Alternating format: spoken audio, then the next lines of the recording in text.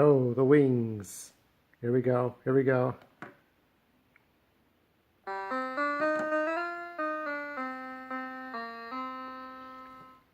Oh, he missed the landing. He missed the landing. Let's get Superman.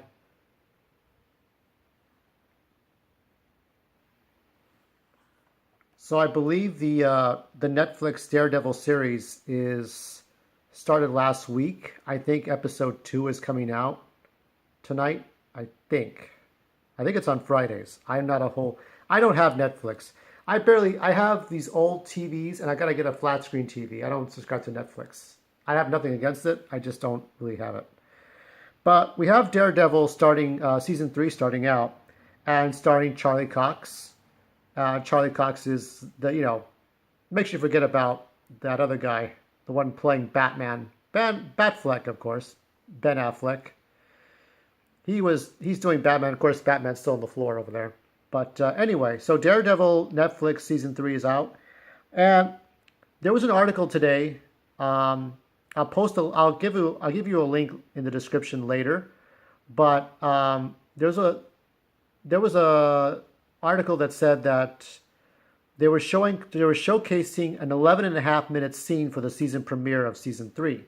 Now this scene involved Matt Murdock assuming the role of Foggy Nelson, who's no longer there on the show, and so the character of Foggy Nelson was supposed to be in the prison. And what Matt Murdock is trying to do is figure out what that bastard Wilson Fisk is up to, the Kingpin. So the Kingpin's making a big mark. My experience with Daredevil has been the, Michael Clark Duncan as the black Kingpin, but we have the white Kingpin, so it's the way it is. It's Kingpin. You got to be true to the books. But anyway, so he's going into the prison to find out about Wilson Fisk, any information. I don't know. This is undercover stuff, and it ends up going sour. So Matt Murdock is now drugged, and so Charlie Cox, he has to get the fuck out of that prison. And what ends up happening is you have a fight escape the prison scene that involves hand-to-hand combat, that involves Charlie Cox and his stunt double, Chris Brewster. I want to show you some more Daredevil stuff while we're talking. This is Ultimate Daredevil. So Chris Brewster is who we're talking about today, and so he's been, so a little bit about it. Well, before we go ahead and do with that, this 11.5-minute scene was all done in just one take, and it wasn't going to start out that way. The showrunner wasn't sure. The showrunner for this wasn't sure what was going to happen, so it was a little tricky. And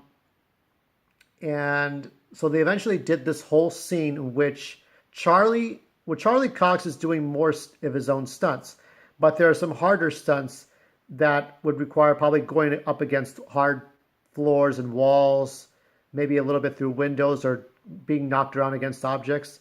There are some things Charlie Cox cannot handle, so his stunt double Chris Brewster goes in for him, and Chris Brewster subs in. So there are going to be times where I have not seen that scene. So those of you who are watching Daredevil Netflix, you know what that scene is, escaping from the prison. There are times where Charlie is hiding for a second, and then a second later, Matt Murdock appears to come back up. Because if he's wearing sunglasses, I know the character of Matt Murdock, if he's wearing shades, it might be very easy to pull it off and kind of fight at a small distance, and then come closer, and then it's Charlie Cox. Close hand-to-hand combat is Charlie Cox, but then some scenes you're flying around, that would be Chris Brewster. So it has to be done in one seamless take. So the showrunner who runs the technical stuff in post-production, he's lighting up the room so that you can see every bit of the prison walls and the floors and the ceilings and the stairways, so you can see the whole fight as Matt Murdock makes his escape. So Alex Garcia Lopez directed it. Gary Stearns, shout out to Gary Stearns, Stearns, who is the stunt coordinator. But today we're going to talk about Chris Brewster. Now, Chris Brewster was 4 years old when he started doing mixed martial arts. Get a little bit. I think I have another issue of Daredevil here. When he was 4 years old, he started doing mixed martial arts.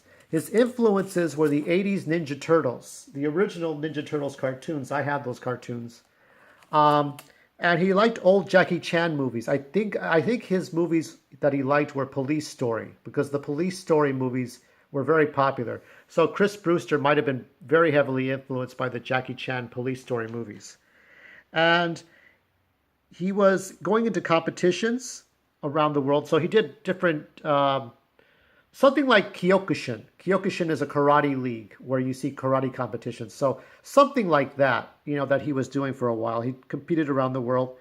Um, then he did gymnastics. He was part of a gymnastic troupe called Sideswipe for NBA shows. So when you would see gymnastics performers perform doing backflips, front flips, side flips, all kinds of stuff during NBA shows, that was Chris Brewster, a young Chris Brewster.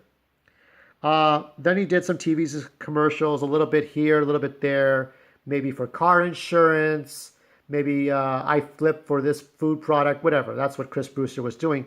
And then he got noticed by Steve Harvey and his team to do Steve Harvey's Big Time Challenge. I think that was on the CW. Then he did Just for Laughs, in which, I remember a Just for Laughs bit. I don't think this was Chris Brewster, but it might have been, which a guy would fall, bloop, bloop, like he would fall in a silly comic way. So he might have done some punking on people, like, candid camera stuff in which he would pretend to fall and stuff. And then Bionicle, which was the first motion capture stunt for him. They call it utility stunts, but I like to call it motion capture because it's not the same thing as utility. Utility is when you're like using machines and things to help you do a certain stunt or rigs or ropes. But motion capture would involve specifically the computer. So it's still utility, but it's more of a capture, a motion capture within the movie itself. So Bionicle was the first. Then he did his second motion capture was in Avatar, James Cameron's Avatar, and then he also did the Last Airbender Avatar. He did Modern Family. He did X-Men, the X-Men prequel, X-Men First Class, Star Wars: The Old Republic, not Knights of the Old Republic, but the last Old Republic game. And then he did the last Twilight movie. And then the list of Marvel movies he did, they were as follows: Black Panther, Guardians of the Galaxy, Iron Man 3, Thor, um, Agent Carter, One Shot, Captain America, Ant-Man and Wasp, Avengers of Justice. Oh, I'm sorry. This is a parody. He did a parody called Avengers of Justice Farce Wars. That looked pretty good. I saw the trailer for that. Looked all right. Some parodies are worth it. And Dawn of the Planet of the Apes. And he's doing, I think he appeared, I'm not sure if he was Punisher's stunt double for the Punisher Netflix, but I know that he's doing for Daredevil. So he has, and one of his favorite things is his daughter. His few months old daughter, Caden, Cayden. And on his Instagram, that's his most favorite thing. So Caden, he's a family man. He spends time with his lovely wife, brunette, blue-eyed wife, and his daughter Caden. So that's a pretty good thing, pretty good deal for him. He's got handsome man, beautiful wife, and beautiful daughter, and he'll go on trips with them, take them wherever they want to go, wherever he wants. Yeah, some men are very happy to be, I'm not personally, but some men are very happy to be family men, and that's good. So, for you, Chris Brewster, here's two thumbs and one thumb, two fingers and one thumb, whatever. And, we love your work. I like what you're doing. What I'm going to do for the description, there is a Q&A, or actually an interview for Chris Brewster, and then I'll put a stunt reel, and then I'll put the article that I found most of the information. So thank you, Chris Brewster, and we'll see you, hopefully we'll see you in more movies.